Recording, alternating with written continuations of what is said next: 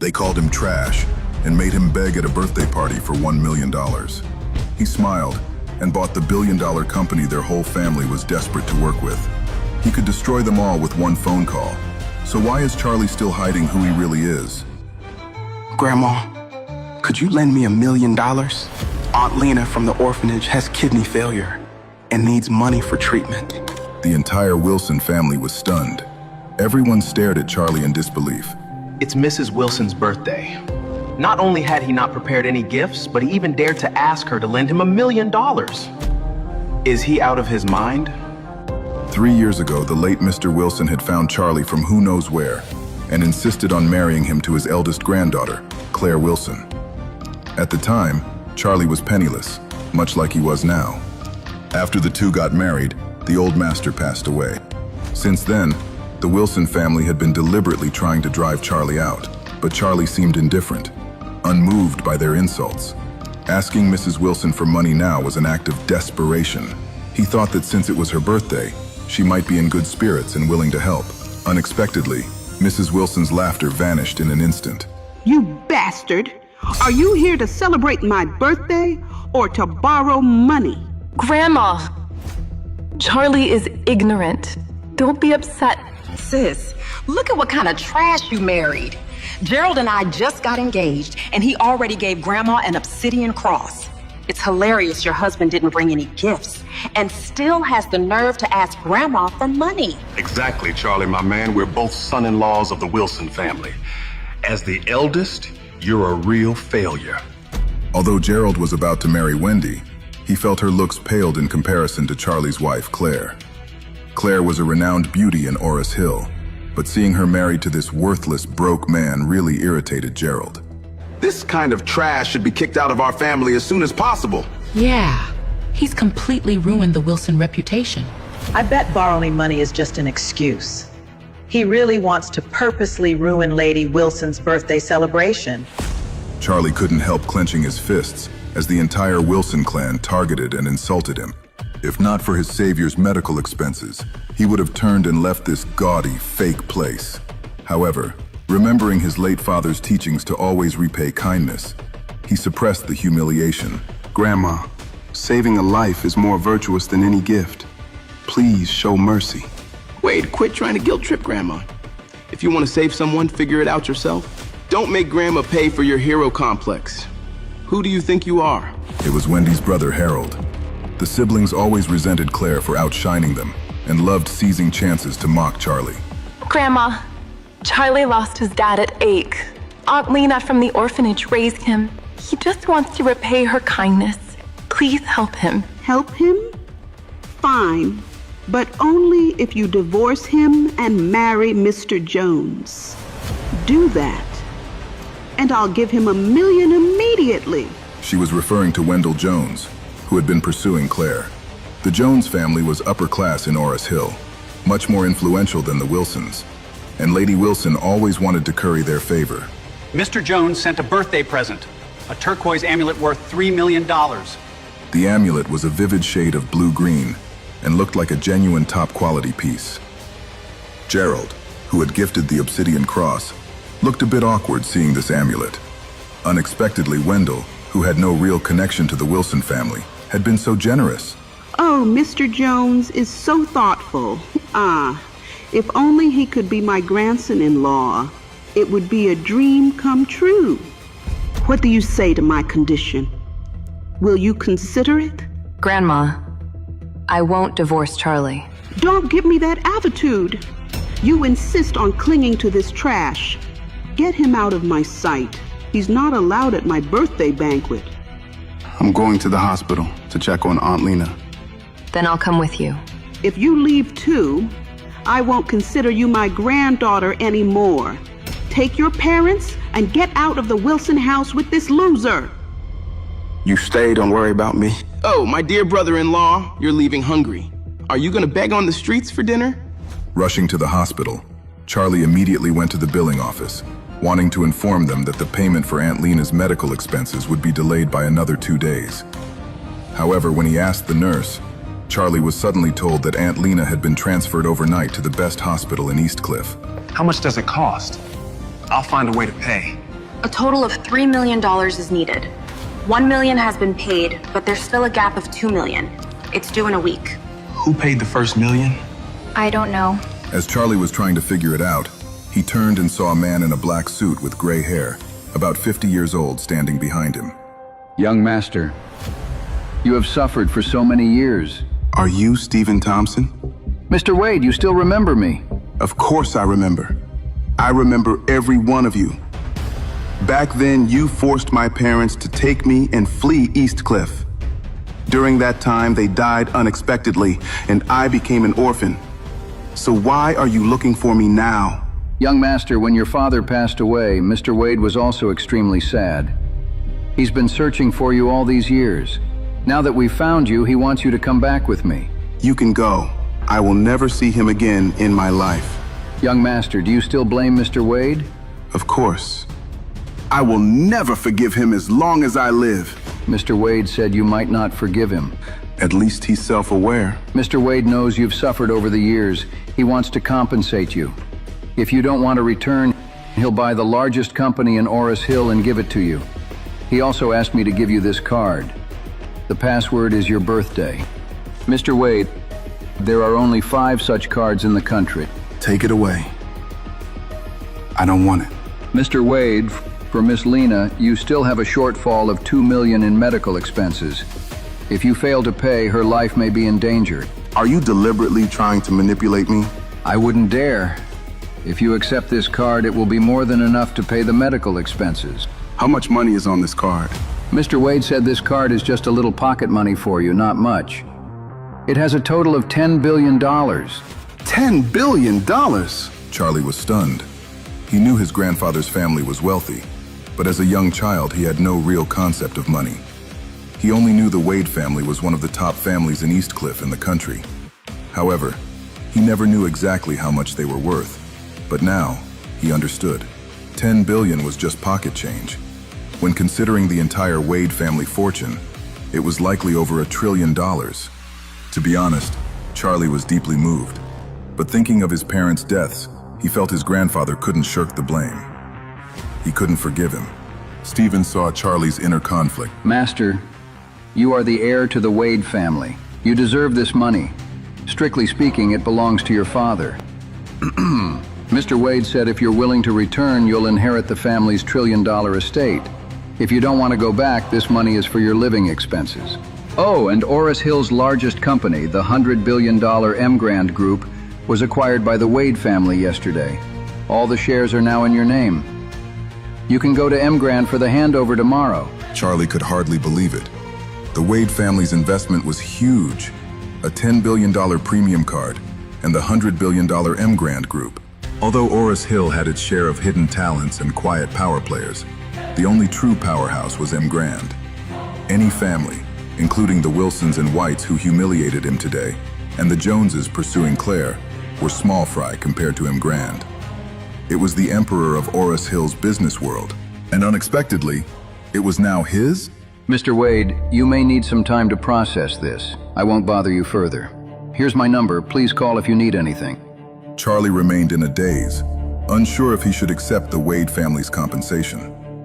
But thinking it over, considering the humiliation he'd endured for the past decade, especially from the Wilsons, wasn't this payment from the Wades fair recompense? Why shouldn't he take it? Moreover, Aunt Lena urgently needed $2 million for her medical expenses. Mind made up, Charlie gritted his teeth and returned to the hospital's billing office. Hello, I need to deposit $2 million.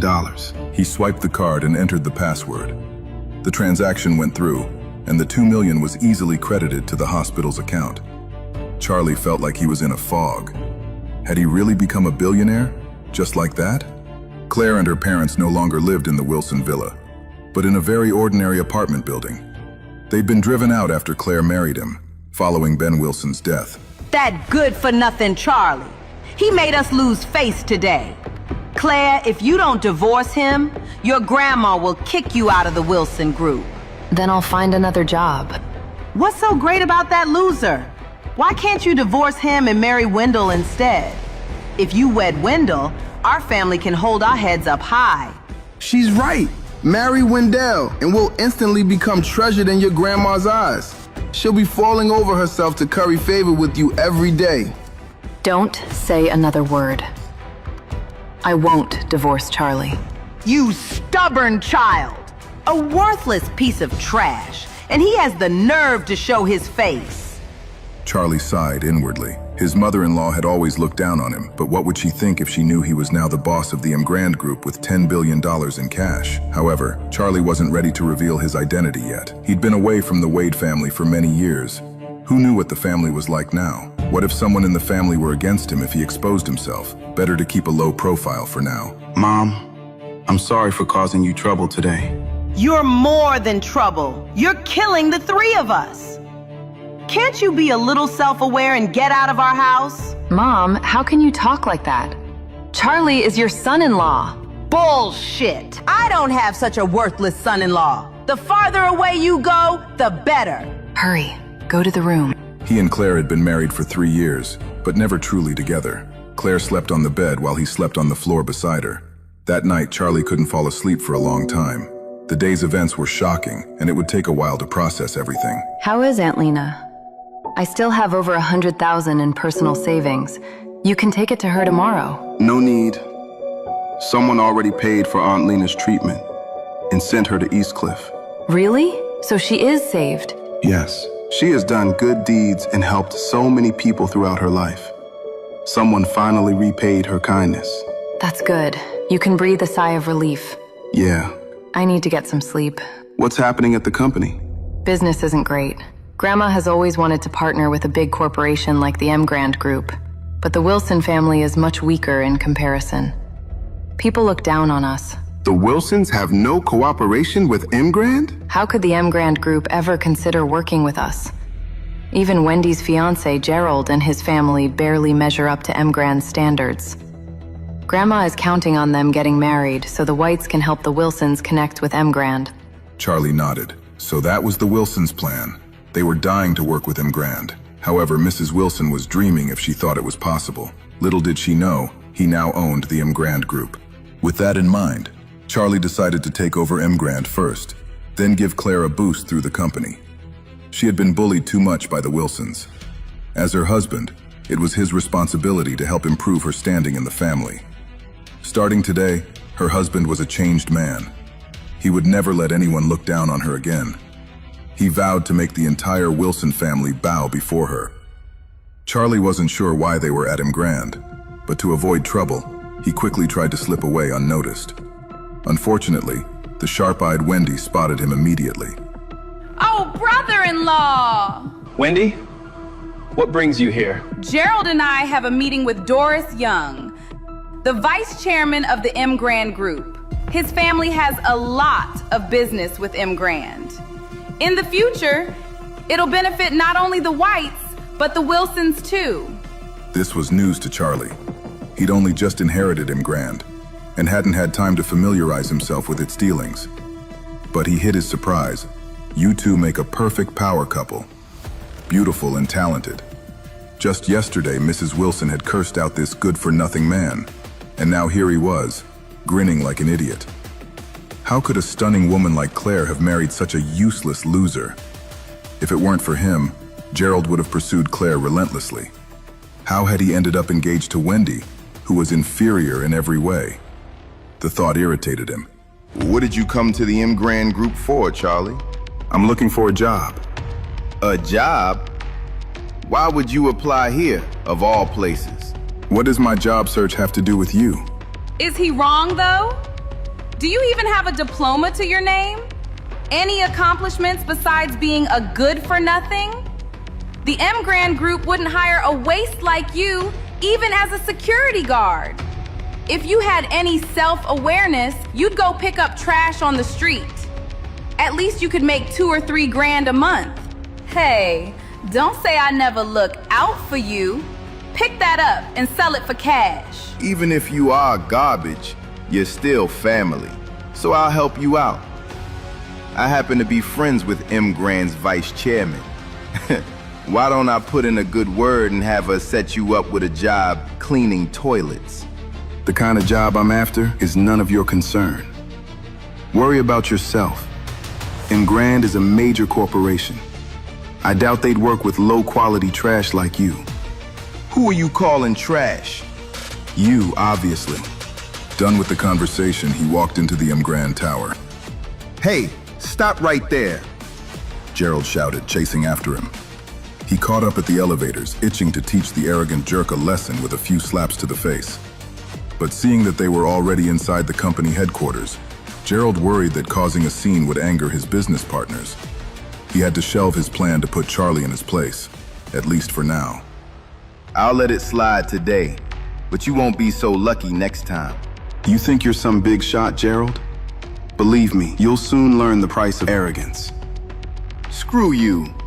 Don't take the same elevator as that trash, honey. You might catch his stench. I'm letting you off the hook for now. Watch yourself next time. Charlie took the elevator straight to the top floor chairman's office. Stephen had already made the arrangements, appointing a woman named Doris Young as Charlie's main point of contact. Doris was a well-known figure in Oris Hill, the city's most famous career woman. Beautiful and exceptionally capable, she had risen to become Emgrand's vice chairman at a young age, playing a key role in the company's success. With Emgrand now acquired by the Wade family and the former chairman stepping down, Doris had stayed on to assist the new boss. Mr. Wade, please come to my office. This was Charlie's first time meeting Doris Young, too. He had to admit she was gorgeous. In her late 20s, she had a gorgeous figure, alluring beauty, and a noble, capable demeanor. I won't be coming to Emgrand often in the future. I want you to take charge of the big picture here, and don't reveal my identity to anyone. Doris could tell that the young man before her came from an extraordinary background. To his family, a company like Emgrand was mere pocket change. It made sense that he wouldn't want to manage it personally. Of course, Mr. Wade. If you ever need anything, just let me know. Miss Doris, a man named Gerald White is here with his fiancée to see you. I'm with an important guest. Have them wait. Do you know this Gerald? His family is one of our business partners. They rely heavily on us. They've visited several times, always saying they want to strengthen ties. From now on, Emgrand will have zero dealings with the White family. Suspend all current and upcoming collaborations. If they earn even a cent from us, you'll be packing your bags, Vice Chairman. Doris paled, realizing instantly that the White must have offended the young master somehow. Don't worry, Mr. Wade. I'll give the order right away to cut ties with them completely. Good. Tell them Emgrand doesn't work with low-quality trash. Then have security throw them out. Will Miss Doris have time to see us? I'm afraid not.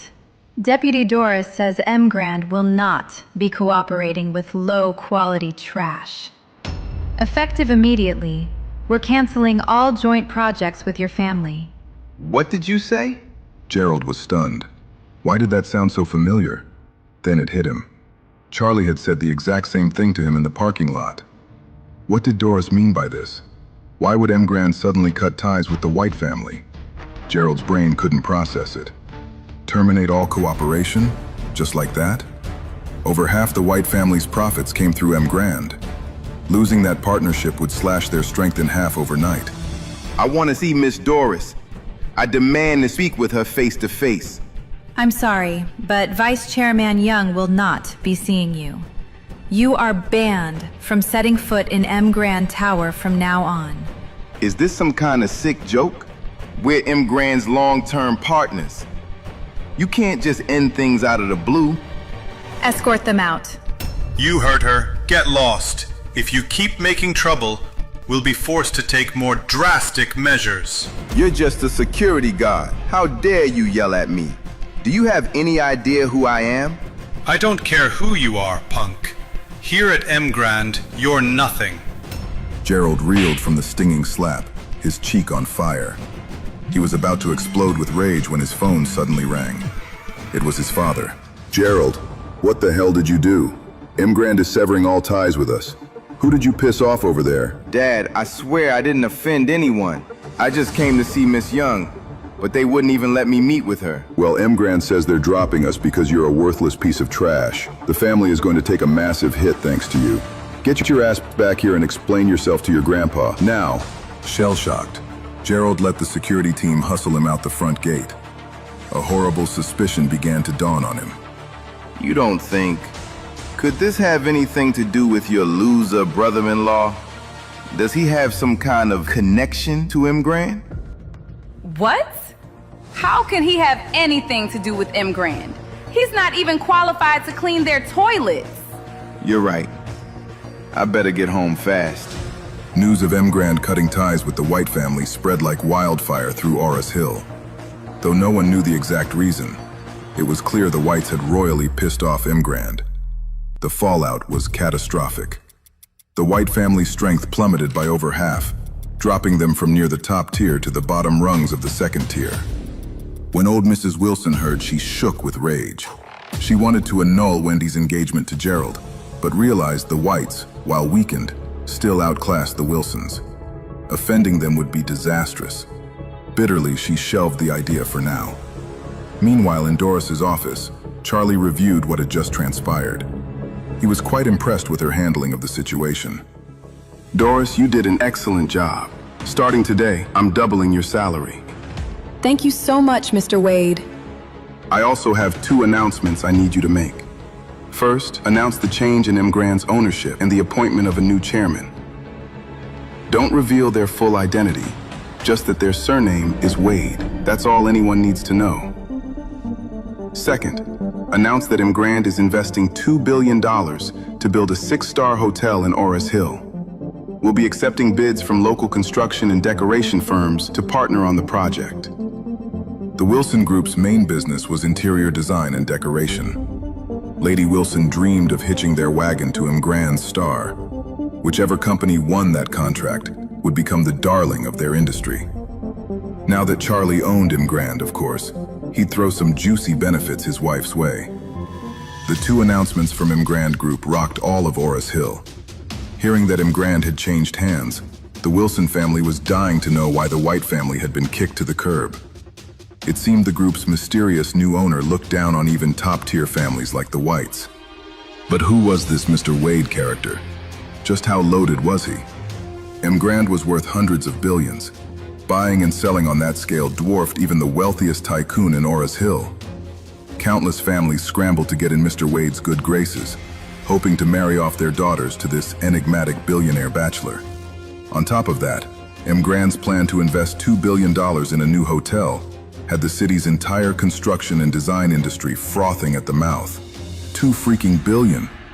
Even a few leftover scraps from that juicy pie would be a windfall. Companies were falling over themselves for a piece of the action.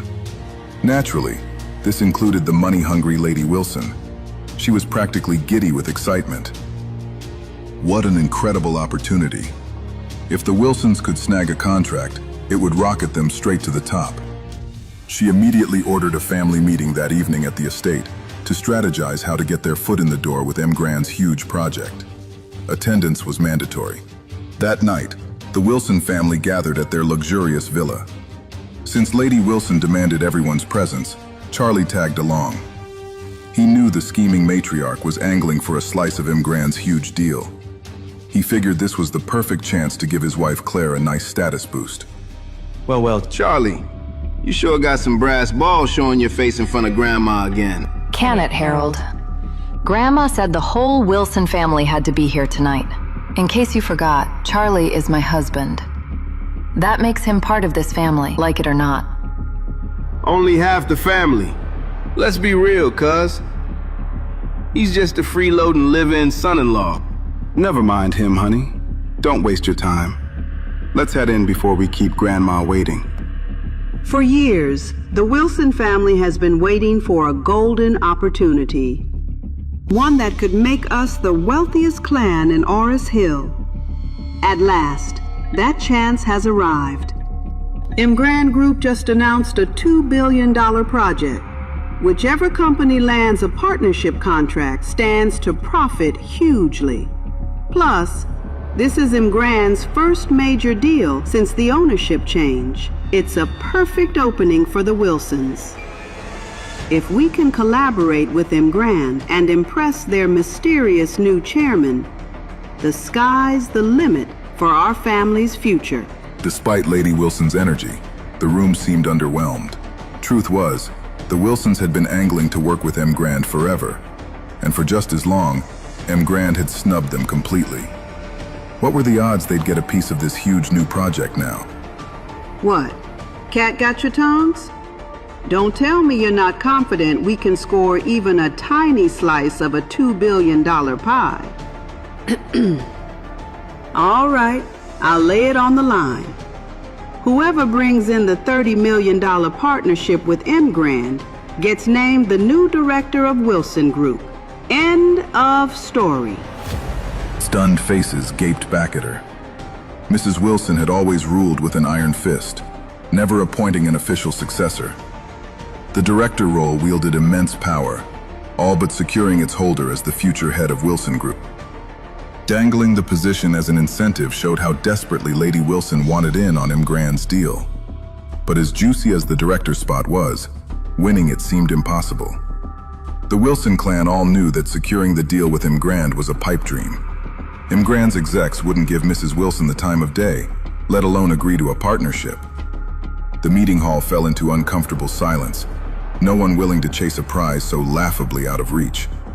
You're all part of the Wilson family. Don't you want to do your part to help us succeed? Harold, I'm putting you in charge of this. Grandma, the Emgrand group just cleaned out Gerald's family, and they're way stronger than us. How are we supposed to land a contract with them? Idiot. Giving up without even trying. You're even more useless than Charlie. Deep down, the Iron Lady was sick of settling for second-rate status. She dreamed of catapulting the Wilson family to the next level, and this Emgrand project was their one shot. Anyone else have the guts to step up and take this on? Speak up! Babe, you should volunteer for this. Are you nuts? There's no way Emgrand would partner with some small-time firm like us. Trust me, you can totally land this deal. Wait, seriously? Absolutely. I have total faith in you. Seize this chance, and your status in the family will skyrocket. Though perplexed, Claire found herself believing him. Almost in a trance, she stood up and declared, Grandma, I'm willing to give it a shot. Claire's declaration left the entire Wilson clan dumbfounded. They all thought she'd lost her mind. Talk about a death wish, hogging the spotlight like that. What could possibly come from it besides utter humiliation? Emgrand Group was the biggest conglomerate in Oris Hill. What would they want with some small fry like the Wilsons? Anyone volunteering for this guaranteed train wreck was doomed to fail. Claire, you seriously think you have a shot at landing a contract with Emgrand? Get real, Claire. You know your place, and you know where Emgrand sits. Strolling in there half-cocked is just going to drag our family name through the mud. When Emgrand throws her out on her butt, the Wilsons will be the laughing stock of the whole city. After repeatedly pleading for someone to step up, no one had the guts. Now that Claire finally volunteered, these ingrates were dumping ice water on her head. The old matriarch had never been Claire's biggest fan, but at least the girl was trying to help shoulder the burden, unlike the rest of these spineless clams, especially Harold. Her darling grandson had really let her down this time. Enough! Since the rest of you are too chicken to try, shut your mouths. Claire will be the one to handle negotiations with Emgrand Group. End of discussion. Don't worry, Grandma. I'll give it my all. I promise. What's the point? You're just gonna crash and burn and humiliate the family. Geez, Harold, why so negative? You don't think the Wilsons are good enough to partner with Emgrand? That's not what I meant. I just don't think Claire has a prayer of pulling this off. All right then. Charlie grinned slyly. How about a little wager? If Claire manages to open negotiations, you get down on your knees in front of everyone and knock your head on the floor 3 times, admitting you were dead wrong. But if she strikes out, I'll do the groveling. What do you say? You're on, loser. No way I'll lose to a piece of trash like you. Okay, the whole family is witness. If either of us welches, we're basically wishing death on our parents and grandparents. He made sure to emphasize grandparents, knowing Harold wouldn't dare back out if it meant cursing his beloved grandma to an early grave. Mrs. Wilson would have his head. Fine by me. Y'all heard it. Get ready to watch this bum kneel to me. Claire was stunned. She kept signaling Charlie with her eyes to drop it, but he paid no attention. Mrs. Wilson couldn't care less about their little pissing contest. Her sole focus was getting the Wilsons on Emgrand's partner list. If Claire pulled that off, she wouldn't even blink if Harold had to call Charlie daddy. Enough, Claire. You have 3 days to land that contract. This meeting is adjourned. Can Charlie use his power to help Claire? What will the Wilsons do when they find out Charlie is a billionaire? Will Charlie take the high road or seek revenge from the Wilsons? To know more, listen to the audio series, Born to Rule, only on the Pocket FM app.